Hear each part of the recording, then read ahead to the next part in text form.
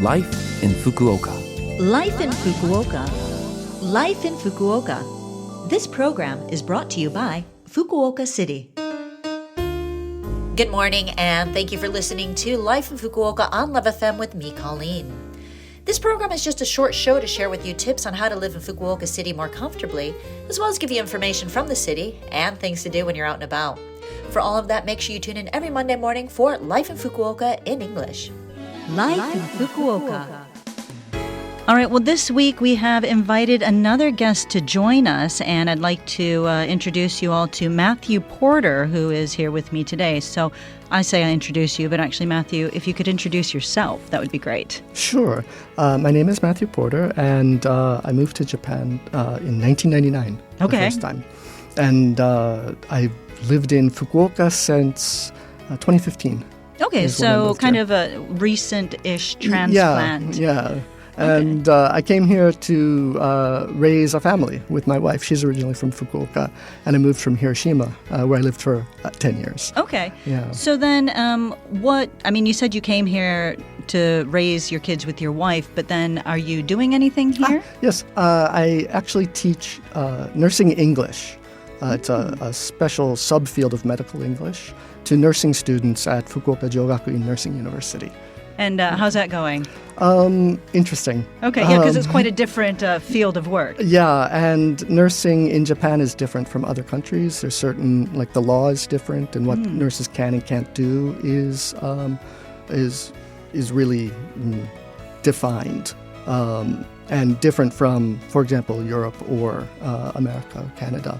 So it's difficult to find materials that are appropriate. Sometimes, like, the textbooks from overseas have them doing, like, the wrong thing, like something that might be illegal in Japan. Okay, so you've got to tread upon that quite carefully. Yeah, and it's really important for me to not to have them speak English perfectly, but to get them more comfortable using any type of English or simple Japanese with a foreign patient, which actually shouldn't be called a foreign patient. It's more of a direct translation from Japanese. Like, it's really a culturally and linguistically diverse patient. Okay. So someone whose first language might not be English, right? But who could use enough English to, maybe during a hospital stay, create a good relationship with the nurse and get good care. All right. So it's really important for my students to recognize what maybe those patients, maybe their expectations are a little different.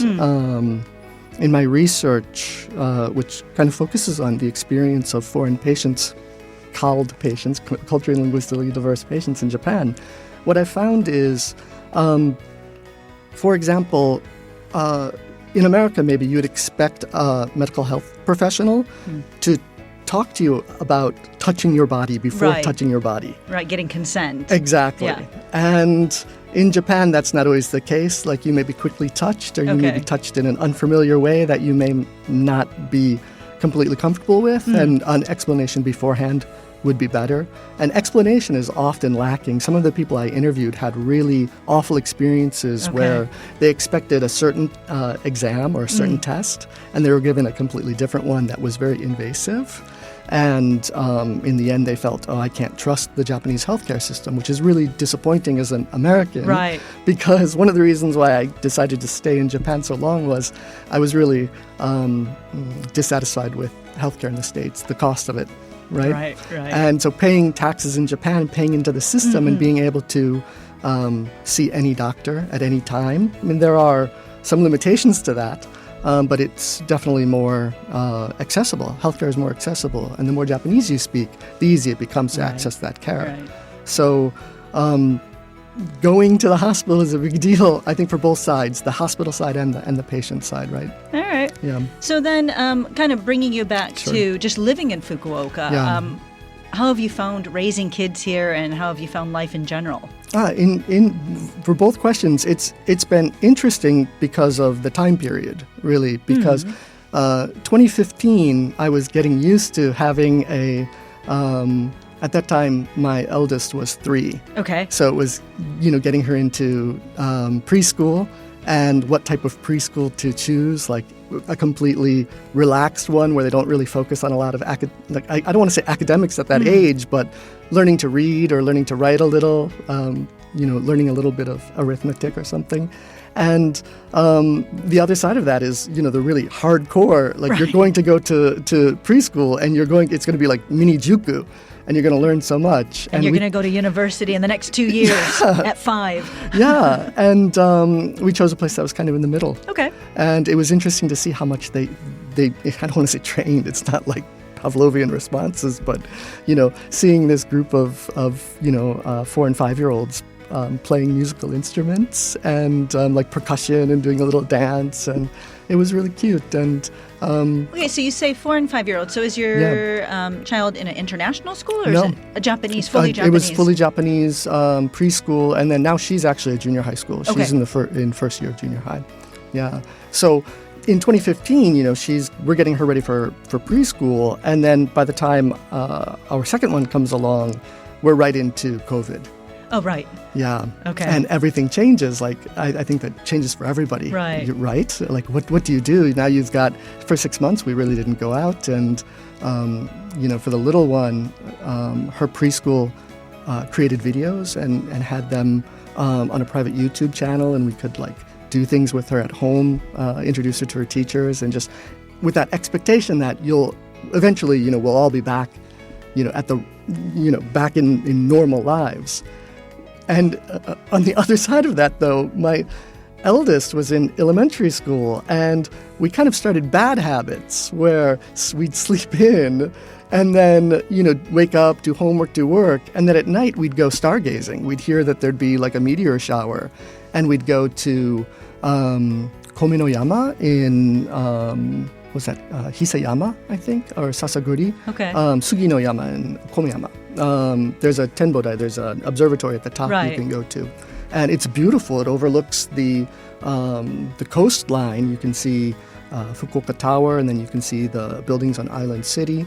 And then if the weather's right, you just see, amazing shooting stars from the top of this mountain. So And kind of as an educator, in a sense, you were, educating your children even during COVID, but in Yeah. a very different way. in a very different way. It wasn't, let's follow this formal, laid out schedule for us. It's, we've got the freedom now, and what do you want to do?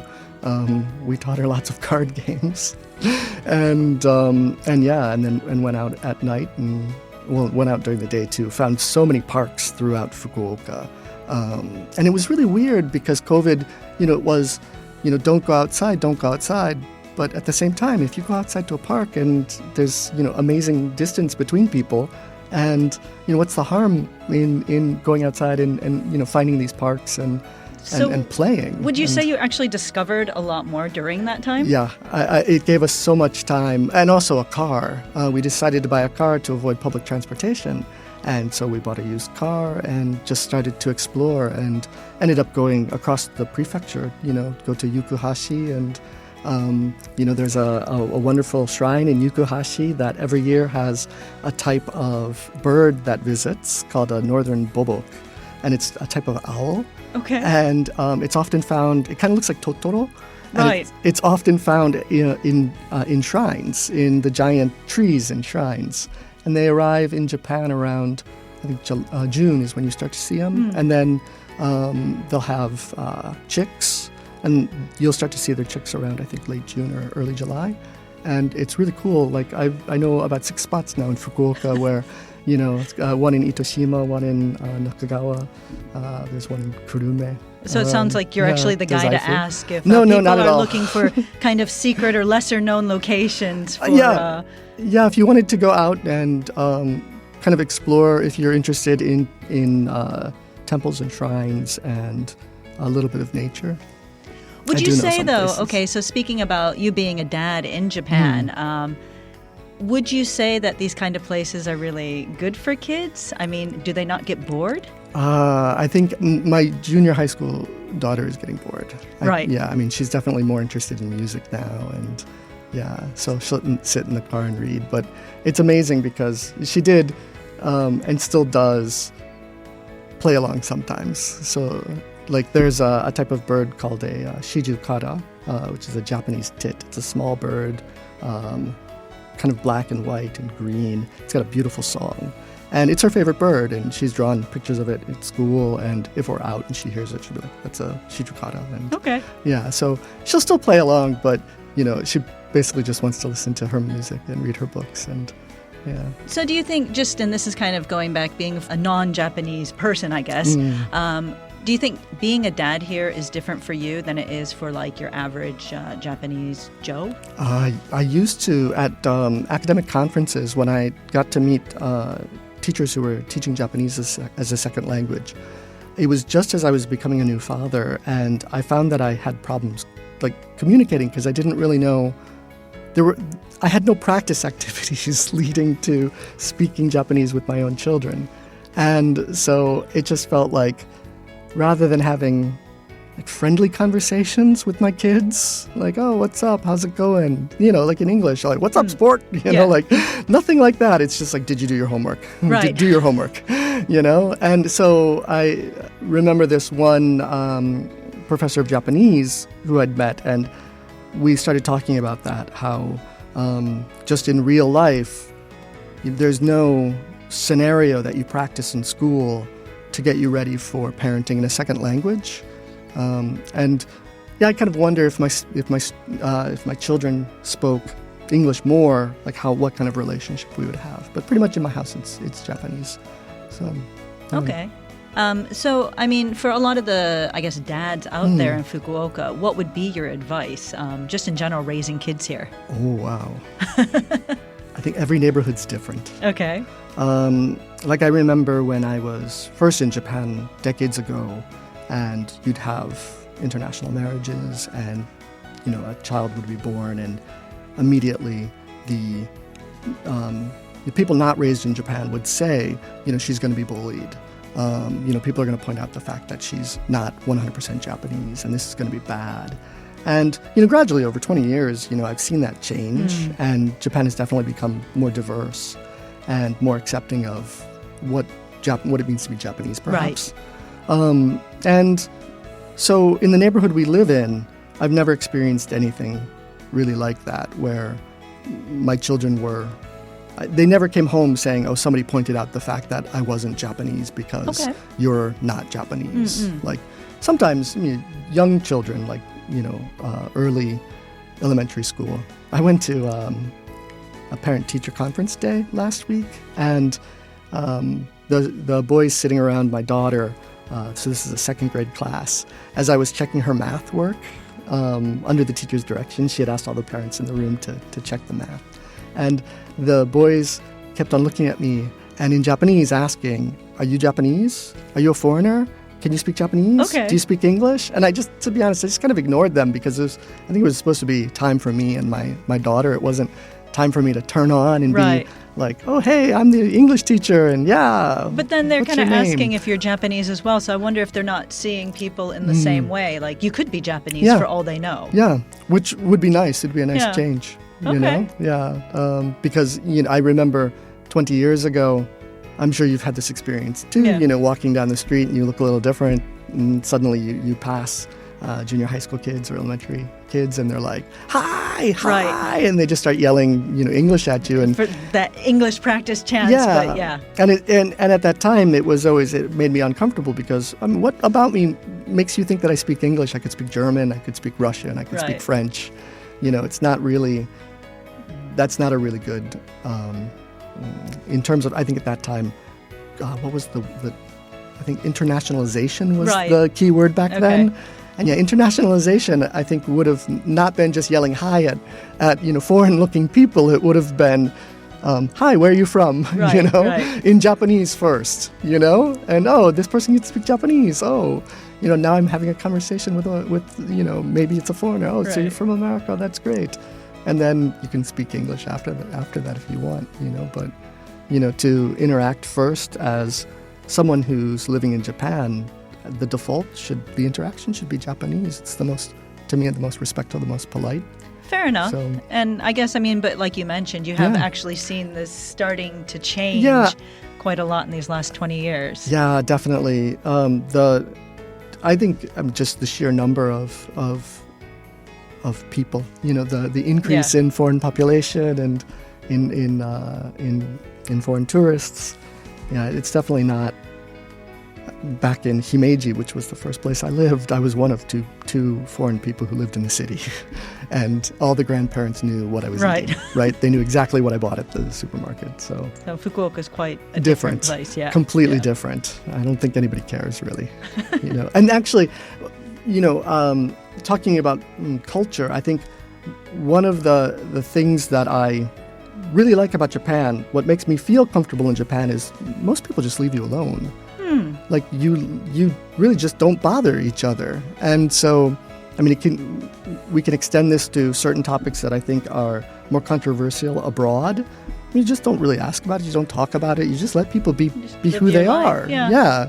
And as long as you're not like causing problems for the people around you, like the tolerance level, the acceptance level, tolerance and acceptance are a bit different, but the tolerance level seems just a lot higher for things here, as long as you're not, really upsetting things.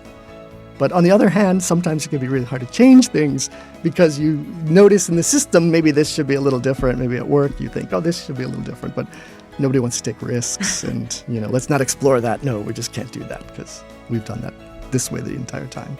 So it's interesting. It is. It is. And thank you. It's quite a different interview than we usually have with with a lot of people, but I think it's just a different viewpoint, which is really nice to have. And thank you. You're welcome. And thank you to everyone for listening today. I hope you have a chance to look at the podcast, or rather listen to the podcast. You'll be able to hear everything, and also check out some of the links that Matthew has shared, and you can see what he's all about. So thank you again. Life in Fukuoka. All right. Thank you for listening to Life in Fukuoka today. I had a lot of information to share, and there is that phone number that you might like to hear again, which you can if you listen to this program's podcast, or you can check out the blog and the contents of this program to get that information. Just go to the Love FM website and look up this program's page. We're also asking for messages from our listeners. Any message is great. Let us know what you think about the show or things you've discovered in Fukuoka. The email address to send to is 761@lovefm.co.jp. Again, that is 761@lovefm.co.jp. I'm looking forward to hearing from you. Have a great day, and I will speak to you again next week.